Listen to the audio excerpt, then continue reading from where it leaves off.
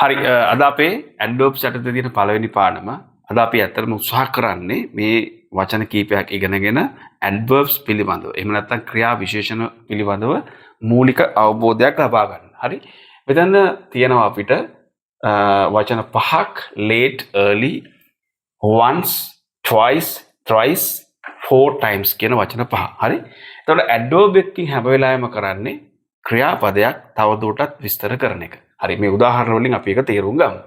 පළවෙනි උදාහරණය තමයි late කියන තේරුම. late කියන්නේ ප්‍රමාද වී කියන තේරුම. හරි පරක්කු වෙලා කියන තේරුම.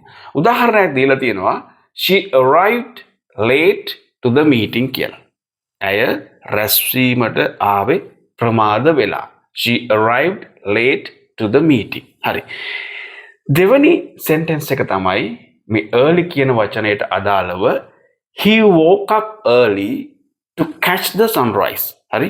he woke up early. ඒ කියන්නේ ඔහු අවදි උනේ කලින්. නැත්නම් ඔහු කලින් අවදි වුණා. හරි.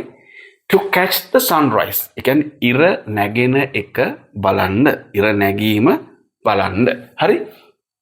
ඊළඟට once කියලා වචනයක් තියෙනවා. once කියන්නේ වරක් කියලා කියන එක. හරි.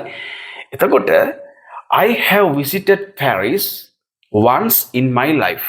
මේක තමයි උදාහරණයක් දීලා තියෙන්නේ. මොකද මේ තේරුම වාක්‍යයේ I have visited Paris. මම බලන්න ගිහිල්ලා තියෙනවා පැරිසිය. right? Paris once in my life. මගේ ජීවිතේ එක්වර. I have visited Paris once in my life. හරි. ඊළඟට twice කියන වචනේ තියෙන්නේ twice කියලා කියන්නේ දෙවරක් කියලා කියන එක.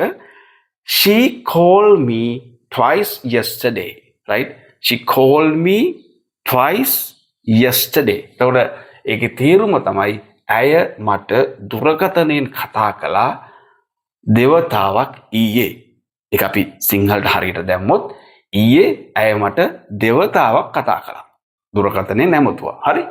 ඊළඟට තියෙන thrice කියන වචනේ thrice කියන්නේ තුන් වරක් කියන එක.